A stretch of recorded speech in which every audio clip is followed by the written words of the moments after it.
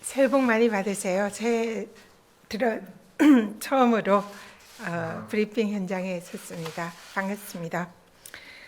오늘은 국민권익위원회의 적극행정 국민신청제에 관한 내용을 브리핑하고자 합니다. 국민권익위원회는 2021년 7월부터 모든 행정기관과 함께 적극행정 국민신청제도를 운영하고 있습니다.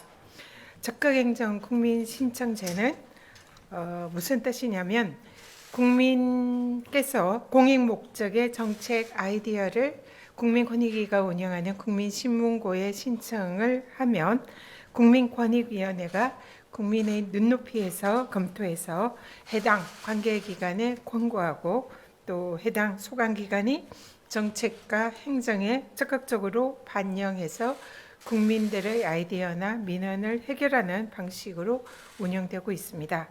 현재 대통령령에 근거해서 시행 중인 범정부 적극행정을 견인하는 제도입니다. 공무원이 국민권익위원회의 권고를 받아서 적극행정을 추진한 결과에 대해서는 그 공무원에게 고의 또는 중대한 과실이 없는 경우에는 징계 등을 면책해주고 적극행정으로 모범적인 성과를 창출한 공로가 있는 공무원을 선발해서 포상을 하거나 특별성진 등의 인사상 우대 조치를 취할 수 있습니다.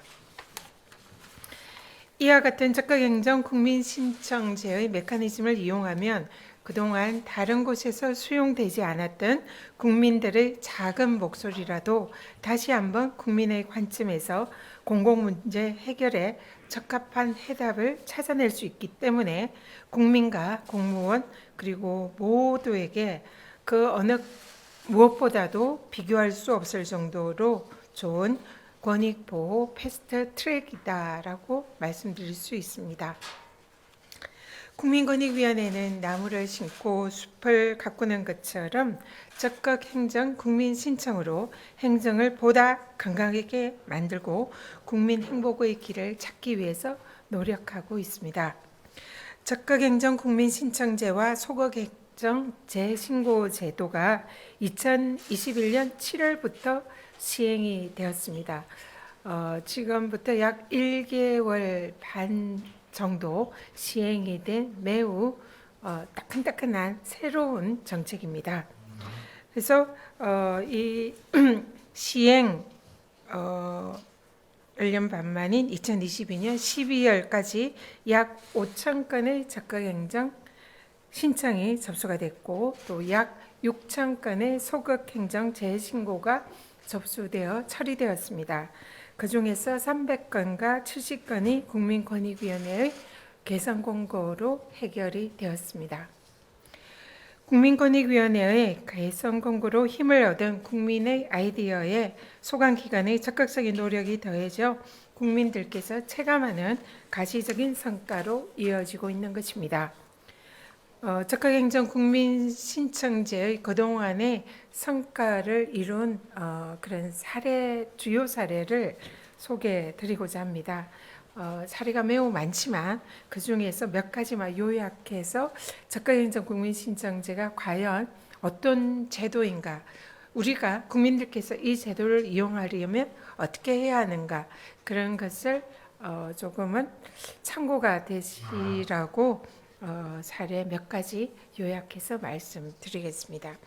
먼저 어린이 안전과 교통, 국민생활 불편에 신속하게 권익위가 조치를 한 사례입니다.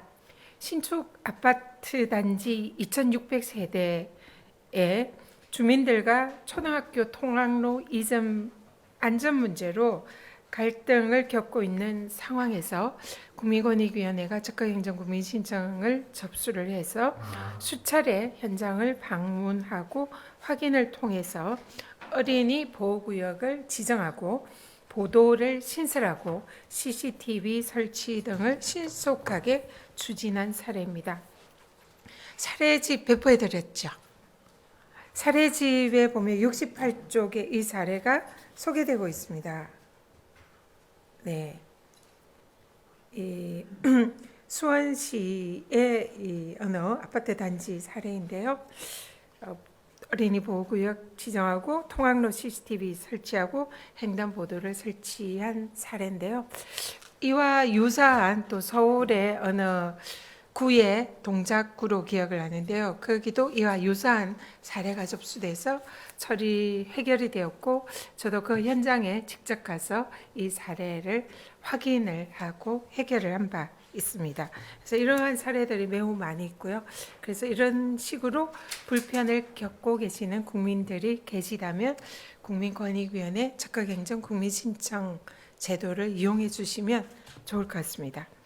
두 번째로 공공의 이익 실현을 위한 법령 기준이 현장 여건에 맞지 않아서 기존의 규정을 적극적으로 개선한 사례입니다. 일선 건설 현장에서 기초 공사 시에 말뚝을 박는 기계가 항타기이고 박혀 있는 말뚝을 뽑는 기계를 항발기라고 합니다. 최근 건설 관련 기술이 발전되었는데도 규정이 과거 30년 전의 기술로 유지가 되고 있어서 현실을 반영하지 못해서 산업 현장에서는 이 내용이 사실상 사문화되어 있는 상황입니다. 그래서 권익위가 적극행정 국민신청을 접수받아서 관계기관과 의견 수렴을 해서 입법 절차를 거쳐서 산업안전보건 기준에 관한 규칙을 개정한 사례입니다. 사례집에 110쪽에 그 내용이 나와 있습니다.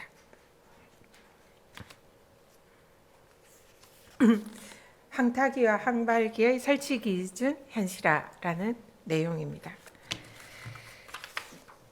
세 번째로는 우리 대한민국의 저출산 문제 굉장히 심각하죠.